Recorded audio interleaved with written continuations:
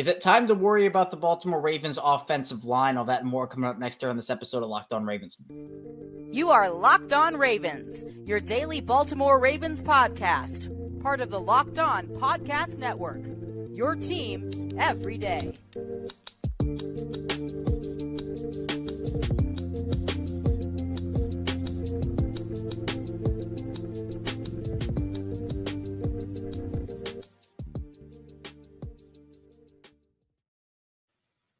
Welcome into another edition of Locked On Ravens, your daily Baltimore Ravens podcast. I'm your host, Kevin Oestreicher of Ravens Wire, here with you on the Locked On Podcast Network, your team every day. Thank you so much, as always, for being here with us, making Locked On Ravens your first listen each and every day. We're free and available on all podcasting platforms. That includes over in video form on YouTube. Today's episode of Locked On Ravens is brought to you by PrizePicks, the easiest and most exciting way to play daily fantasy sports. Go to prizepicks.com/LockedOnNFL and use code LockedOnNFL for a first deposit match up to $100.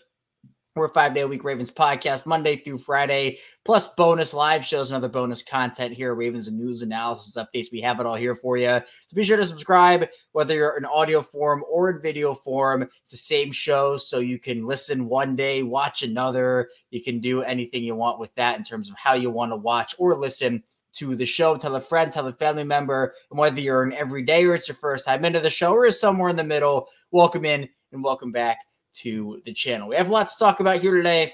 As for the Ravens, it's their bye week. We're in the middle of, well, the Ravens are at least their vacation of sorts. It's a nice reset, relaxation for them. Get right physically, get right mentally. And the fact that it came now, I think, is just about the perfect time. And it gives us here time to dive into different topics and take a general, wider view, a general, wider look on things. So I figured that we should talk about the offensive line today. It's been a huge talking point, specifically Ronnie Stanley. So we'll get into him, Morgan Moses, the other guys on that line as well. And about the offensive line, I mean, there are some things that I think could be better. There are some things that are working well for them too. So we're going to look at the good, look at the bad of the O-line so far. Then we'll take a look at the Ravens and Chargers game, wrap that up as a whole. I know we've talked about it a bit throughout the course of the early week here, but just to put a bow on it, we'll do that. And then we'll look at some news, notes, and quotes. If you've been with me for a while here on Locked On Ravens, news, notes, and quotes was a staple of my early episodes, and it feels very nostalgic to bring it back. But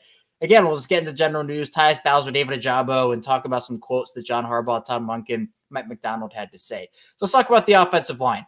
We'll start with Ronnie Stanley because I think that's the biggest story here, 100%. Stanley has struggled this year. It's no secret. He has not played well. I thought he was fine early in the year, but we all know what happened to him a couple of years ago. Seems like forever ago, honestly. But suffered the injury against the Steelers, gruesome ankle injury, leg injury. And I don't think we've ever really gotten the full extent to the injury, but there were multiple surgeries, multiple years of rehab to get him back to this point. But Stanley's been dealing with injuries this year too. He got injured in week 1. He was injured again and had to miss some time, came back for the Chargers game. But Ronnie Stanley, I think the injuries he's had this year have definitely taken a toll on his overall play. It's been hard for him. I think a lot of people have noticed that the base is not there, the anchor. And I think when you're talking about the worry on the offensive line, it's almost like, well, what do you do with Ronnie Stanley? Because it's so weird. It's so weird to think this way. It's so weird to feel this way. But the weak link on the offensive line is Ronnie Stanley. And I never thought I'd be saying that. And it's awful. It's super unfortunate how the injury, I think, kind of, I don't want to say shortened his prime because I think when he's healthy, he can be serviceable. He can be a good tackle. And I think he was a good tackle in the early part of the year.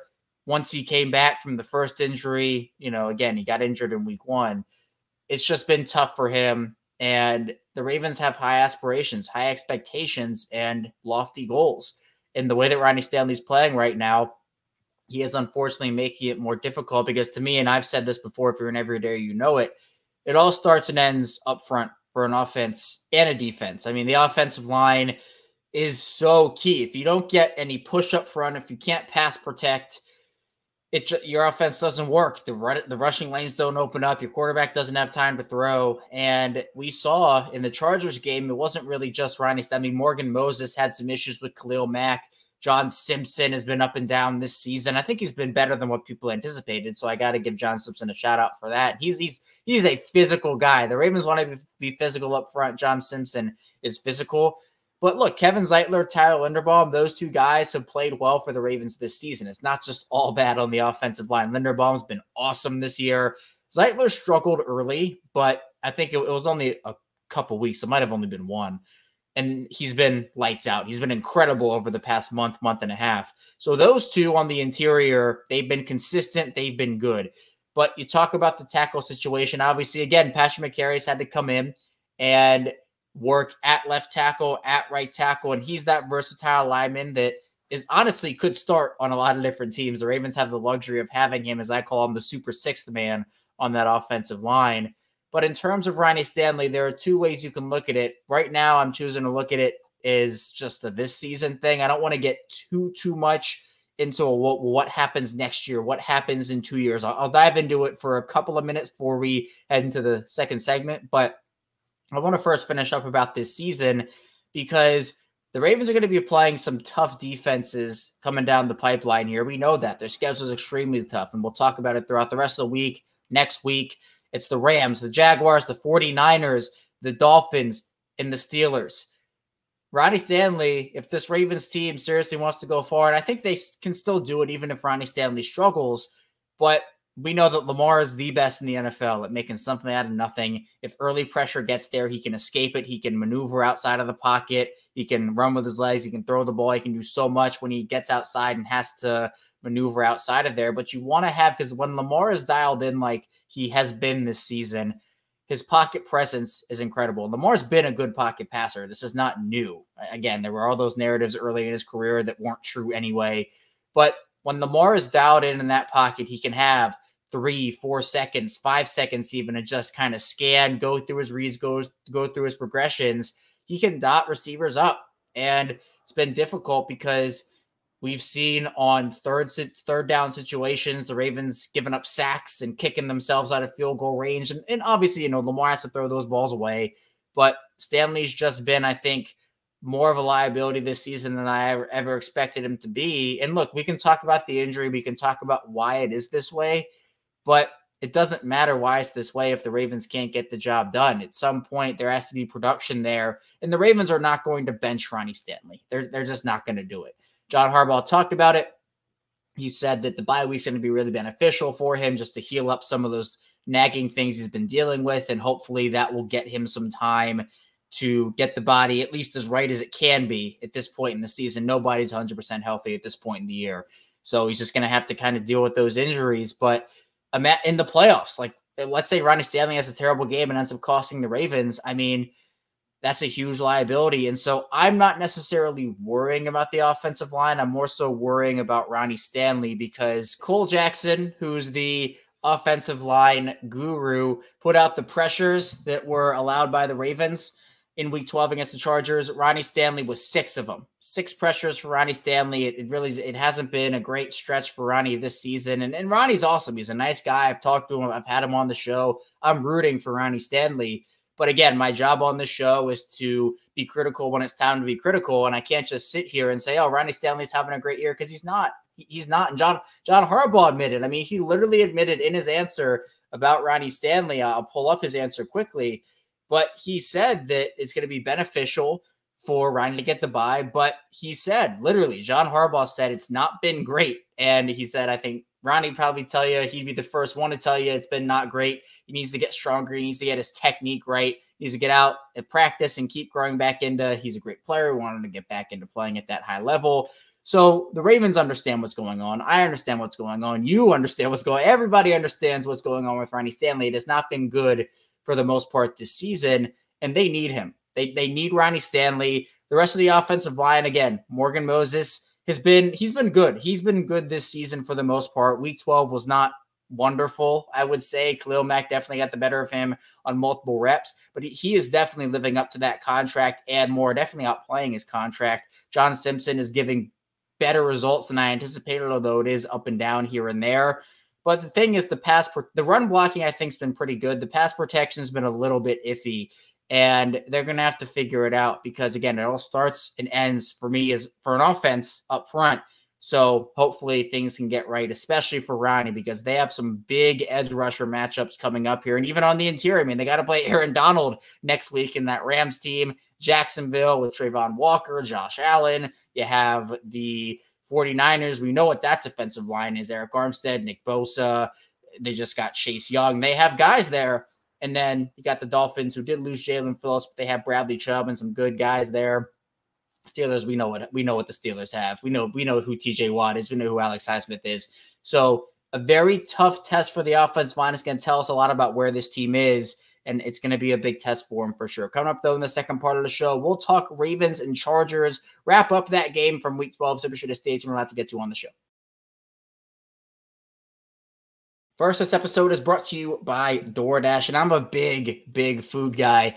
And when I'm watching a game sometimes, maybe the game goes to timeout, it's halftime. I know that's time to order in with DoorDash, and that's whenever the game clock stops, honestly. And for me, sometimes I'll go to get something to eat. There's nothing there. DoorDash has me covered with that, though. And there are a couple ways you can use DoorDash. There are plenty, actually.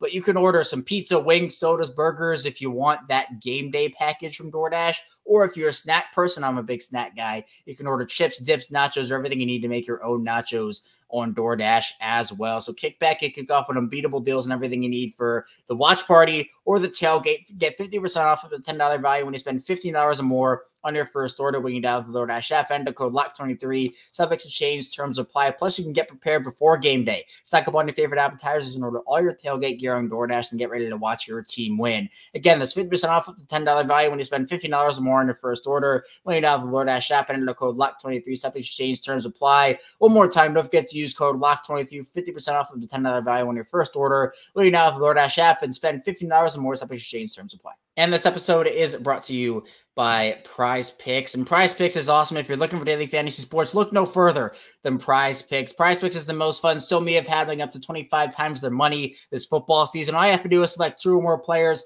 pick more or less than the projected stats, and place your entry. With basketball season here, you can now pick combo projections across football and basketball from the Specials League, a league created specifically for combo projections that include 2 or more players from different sports or leagues. So, for example, if you're a big LeBron James fan, you could have LeBron James and Travis Kelce at a 10.5 combo with 3-pointers made plus receptions. And if you want to play alongside some of PrizePicks' favorite players like rapper Meek Mill and comedian Andrew Schultz, you can now find community plays under the promos tab of the app to view entries from some of the biggest names in the PrizePicks community each week. PrizePicks even offers a reboot policy that your entries stay in play even if one of your players gets injured. For football and basketball games, if you have a player who exits the game in the first half and doesn't return in the second, that player is rebooted. PrizePicks is the only daily fantasy sports platform with an injury insurance policy. So go to prizepicks.com/LockedOnNFL and use code LockedOnNFL for a first deposit match up to $100. Again, that's prizepicks.com/LockedOnNFL and use code LockedOnNFL for a first deposit match up to $100. PrizePicks, daily fantasy sports made easy. We're back our second segment of Locked On Ravens. Kevin Oestreicher still talking with you here on this midweek edition episode. Ravens bye week 9-3 atop the AFC conference and picking up a big Week 12 win over the Los Angeles Chargers 20-10. Now, it wasn't necessarily the prettiest game I've ever seen from the offense. The defense played lights out for the majority, but the offense, I'd say inconsistent is the word I'll use for them. But it's interesting because Baltimore ran for 197 yards, but it felt like they weren't running the ball as much as I would have anticipated against it was a horrid Chargers run defense, but they still kind of ran it 35 times. Now, a lot of that came as they were trying to ice the game on that final drive and as the game was kind of winding down. But Lamar goes 18-32 for 177, 1 touchdown, no interceptions. So again, not the best Lamar Jackson game we've ever seen. He also added 11 carries for 39 yards on the ground, but it was enough to win. I thought that Keaton Mitchell was awesome. 9 carries for 64 yards. Of all players with 25, I'm going to confirm this, but I did the research. I think it's right. For players with over 25 carries this season, Keaton Mitchell is second in yards per attempt, only to, I think, Devon Achane of the Dolphins, who I think he and Keaton Mitchell are 2 explosive players, and they've shown it this year. So, and they're both rookies, right? They're both rookies, which is awesome. And that's all qualifiers, over 25 carries, which is so cool.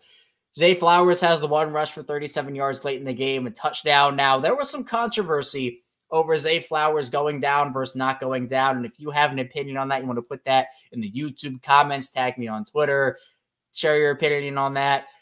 I was surprised he didn't go down. I didn't think it was a huge deal, but I think, what we see is players going down in that situation. You run the clock down and that's the game. The defense was very vocal about not being happy with that decision. I'm sure they ribbed him about it, but I'm sure that was a teaching moment for Zay where, you just go down. It's kind of it's almost like in basketball a little bit, where it's strategic for the NFL because you want to go down, ensure you have the ball, and just drain the clock so there's no chance of a crazy wild comeback. But in the NBA, when you're up by, I don't know, it can be whatever. If you're up big, if you're up by 8 or 2 possessions, and there are like 20 seconds left, you just kind of run the clock down, you don't shoot. Or if there are 29 seconds left, you run the clock down, you don't shoot, the shot clock expires, kind of the etiquette thing. So in football, it's a little more strategic, but there was controversy over Zay scoring that touchdown. Justice Hill, 5 for 31, Gus Edwards, 8 for 26. Now, Keaton Mitchell, Gus Edwards, Justice Hill. What is that rotation going to look like? We're going to dedicate an episode to that either tomorrow or Friday, most likely. Maybe it'll be next week, but I do want to talk about it. I'm going to dedicate some of an episode, or at least more of one, to talk about what the running back rotation should look like moving forward coming out of the bye week. I think that, honestly, look, I love Gus. Gus has been awesome for them. He continues to be awesome for them. But Keaton Mitchell just has so much juice right now. He gives you the most right now, I think, out of everybody. And that's not saying Gus doesn't give anything. I think Gus gives a lot. But that is more of Keaton Mitchell is so good right now, and he's looking so electric. And the fact that you can maybe have a 1A, 1B of Keaton Mitchell and Gus Edwards, I might expect that coming out of the bye. And I mean, look, it's kind of what we saw. Keaton Mitchell, 9 for 64, Gus Edwards, 8 for 26. I'd expect somewhat of an even split, and I would not be surprised if in every game or most games, Keaton Mitchell out carries Gus Edwards and Justice Hill. I think that it's honestly been such a fast ascension for him. And again, I say it every time. If you've been listening to me here, I was on Keaton Mitchell in the pre-draft process. I mocked him to Baltimore in multiple mock drafts. He was on my late round sleeper running back list. Like I wanted him in Baltimore, and I know other people did too. And I think the people who believed in him then are now reaping those benefits. But it's been such a fast ascension because he started the year on injured reserve, comes back, gets injured again, but showed flashes and continues to show them. So the fact that it kind of went like that for the Ravens is really interesting because I think it might be what we see. Receiver-wise, Isaiah Likely, 4 for 40. He led the team in yards and was second on the team in targets with 6. Zay Flowers obviously led the team in targets with 8. No surprise there. He also led the team in receptions with 5. He had the only touchdown of the game. Odell, 3 for 34. Bateman, 2 for 21. Aguilar had a catch for 21. Keaton Mitchell had 2 for 25. Gus Edwards, 1 for 11. Lamar spreads the ball out when Mark isn't there, I think, more. Zay, 8. Isaiah Likely, 6. Odell, 5. Rashad Bateman, 5. The ball gets spread out when Mark isn't there, and that goes back to last season when we saw Lamar do the exact same thing. And I think, look, you want to have Mark out there, but it is important for Lamar to get everybody involved, and I think he definitely did that in this game, even though, again, the yardage won't wow you or anything. That's what it was. But offensively, it just felt like some of the play calls were a little off. Felt like situationally wasn't great. There were some plays that weren't executed well.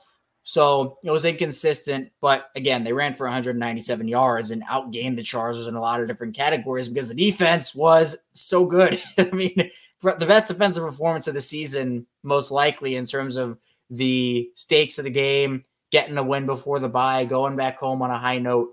And the fact that for the Chargers, that was a desperate team. John Harbaugh talked about it. Desperate teams come out, they play hard, they want to win the game, and the Ravens defense did not let that offense get mostly anything. Jadeveon Clowney balled out, multiple turnovers for him. Roquan Smith, Patrick Queen bringing the heat. Justin Madubuike gets 10 sacks on the season. I mean, it was an all-around effort from this defensive unit. Brandon Stevens balling out as well again. So I was impressed. Travis Jones gets half a sack too. Broderick Washington joins that sack party too. It was awesome. The defense literally, I mean, Keenan Allen, Austin Eckler, Justin Herbert, all fumbles, 4 total turnovers in the game. this defense, again, I've said it all week, has the potential to go down as one of the best defenses in Ravens history, and I'm excited to see how they round out this season. But big win for the Ravens. It puts them back at top of the conference for now. Now, we'll see, because the Ravens' conference record is not as good as the Chiefs and the Dolphins and the Jaguars right now, but they will have a chance to knock the Dolphins and the Jaguars down a peg with their conference records when they play them in the upcoming weeks. Coming up, though, in the final part of the show, we'll look at news, notes, and quotes, talk about David Ojabo updates, Tyus Bowser updates, and what John Harbaugh, Todd Monken, Mike McDonald, and more had to say. So be sure to stay tuned, plenty to talk about on the show. First, this episode is brought to you by LinkedIn. And when you're hiring for your small business, you want to have as many top-tier candidates as possible to interview. That's why you have to check out LinkedIn Jobs. LinkedIn Jobs has the tools to help you find the right professionals for your team faster and for free. And for me, LinkedIn's been awesome. I've had a ton of great experiences on there. My friends have, my family has. It's really helped out me in a ton of different ways. And it's really important of having quality candidates to interview. And it's really easy to find them over on LinkedIn Jobs. LinkedIn isn't just another job board. LinkedIn has a vast network of more than 1 billion professionals, which makes it the best place to hire. Plus, hiring is easy when you have that many quality candidates. So easy, in fact, that 86% of small businesses get qualified candidates within 24 hours. LinkedIn knows that small businesses are wearing so many hats and might not have the time or resources to hire. Thankfully, with LinkedIn, the process is intuitive, quick, and easy. They even just launched a feature that helps you write a job description, making the process even easier and quicker. Push your job for free at LinkedIn.com/LockedOnNFL, LinkedIn.com/LockedOnNFL to push your job for free. Terms and conditions apply. We're back. It's our final segment of Locked On Ravens. Kevin Oestreicher still talking with you here. Thank you so much, as always, again, for tuning in with me. The support's been awesome. The growth on the channels, the audio, video, social media, the rise has been awesome. And I really appreciate everybody and appreciate everybody for listening, watching, wherever you find my content, my work. I really do. It means the world to me. So let's keep it going. We're rounding out the episode here, talking Ravens news, notes, and quotes, something we did on earlier shows back a couple years ago. And it's crazy how I've grown as a podcaster and as a host and honestly as a person, everything over the past few years. So be sure to subscribe, follow along in audio form, video form, the whole 9 yards, and let's continue building this thing. It's been awesome. But for the Ravens now, this next stretch, the final stretch, honestly, of the season, I call it the final gauntlet because it is that. I've measured it before. I've memorized those opponents by heart. I've said it so many times. Rams, Jaguars, 49ers, Dolphins, and Steelers. It's big, but we did get some updates from John Harbaugh about a couple of injured Ravens, a couple of injured pass rushers, David Ojabo and Tyus Bowser. Now, for Ojabo, John Harbaugh said that he had surgery on a partially torn ACL, so his timeline, I think, should be right around the time training camp starts. We'll see how the recovery looks. But it's unfortunate. You got to feel for Ojabo. Has played in 5 games in 2 years, had the Achilles injury coming into the league, suffered that at his pro day, his Michigan pro day. The Ravens get him in the second round because of it. The Ravens were mocked to get him in the first. A lot of people thought he was going to go to the Ravens in the first round before his injury. They end up getting him in the second. But it's been tough for Ojabo to get on the field, and 2 serious leg injuries, the Achilles and the ACL here. That's rough. It's going to be a tough road for him, but we've seen the flashes. We saw the potential, and it's only been 5 games. It's a very small sample size, and he still has a lot of learning to do. But I thought we saw some flashes early in the season from him, and I was excited about it. But I don't know. I think the preseason was rough. We can all go back to that and remember just how rough that was. But the Ravens signed Jadeveon Clowney. They signed Kyle Van Noy. They have edge rush depth, and it's not like they need him this season, but it would have been nice to have him for sure. And Tyus Bowser, the other one, the Tyus Bowser situation has been weird, is the way I'll put it. Just we haven't really heard a lot, and it's been very vague. The updates we've gotten from John Harbaugh have been vague. It wasn't really any different this time around. Said that he's still working on it, still trying to get it up to 100%. When it's ready, and if it's ready, he'll be out there playing. But again, it's just like it hasn't been responding the way that it has. And I don't really know the extent of the injury at this point. Like, I don't know. It's been such a weird thing for him. And there have been conflicting things from where he is from a standpoint of getting back on the field. So if I'm looking at it, I don't expect him to be back this year. If he is, awesome. It's a great boost to that defense, especially later in the season. But I'm not banking on it. I'm not expecting it. I'm not looking forward to it. I mean, I'm looking forward to it if it happens, but I'm not necessarily looking forward and saying, oh yeah, Tyus Bowser, he's going to be back at some point. At this point, we just don't know. So I'm not putting all the eggs in that basket and saying, oh yeah, he's going to be back, because honestly, it's not looking like he will. But hopefully something happens, hopefully some sort of miracle, and he's able to get back on the field and give them that boost before the playoffs begin. All the coordinators talked. The head coach also, obviously, with John Harbaugh talking as well. Talking about the traveling the Ravens have done. Said he's really proud of his guys. And honestly, it's been a bunch of travel. And I think the bye week comes at a great time, because not only have they played in these physical games, these tough games, they haven't had a break from that, but all this travel's been really tough for them, going to London, coming back to Baltimore, going on the West Coast, coming back to Baltimore, going on the West Coast again. They're going to have to go on the West Coast again to play the 49ers on Christmas. So it's a lot of travel for them. It's been a lot of just back and forth and back and forth. So the fact that John Harbaugh did give his guys the week off has been great. And I think it's a way for them to reset. But he also talked about the challenges, and I mentioned this. I'll talk earlier in the week. I'll talk about it again here just for what John Harbaugh had to say. Said that for the challenges, they thought the first one, they got a pretty good spot. The second one, they thought it was a first down. And Todd Monken kind of reiterated that and said, look, I wouldn't have called the play I called if I knew it was third down and short. He thought it was a first down. They all thought it was. Again, they just, whoever it is, whether it's a guy in John Harbaugh's ear, John Harbaugh himself, they have to be more aware. The team as a whole has to be more aware of the situations they are in. John Harbaugh's a part of that. Everybody's a part of it. I'm not saying it's just a John Harbaugh thing, just an administrative thing, but John Harbaugh also cited the administrative issues on the kicks, the rushness of the play clock with Justin Tucker. He backed Justin Tucker. There's been a lot of conversation about Justin Tucker. He's still the best field goal kicker in NFL history. He's still the best field goal kicker in the NFL. I don't doubt that. And it's not like Tucker's been horrendous this season. Has he been worse than his usual self? Yeah, we can admit that. But I have confidence in him still. If there's a kicker I trust in this league, it's Justin Tucker, and it'll always be Justin Tucker as well. But I think it's interesting because for the Ravens, John Harbaugh also talked about Isaiah Likely a little bit and said that he did a great job, and talked about the things that he's seen from practice and training camp from him. But he got the opportunity. But I think we saw him in like a burst. We saw him get all these targets, all these receptions, and it didn't really feel like we felt him as the game went on. I felt like it was very early. And then after that, we didn't really see a lot of him as well. And Todd Monken also, for the record, weighed in on Ronnie Stanley. And he said that, it's more of a question for Ronnie about how he's been dealing with the injury. But he said he's trying to work through it, coming back for the team. And each week he's getting stronger. He's able to fight through it, but gives him a lot of credit for everything that he's been able to do.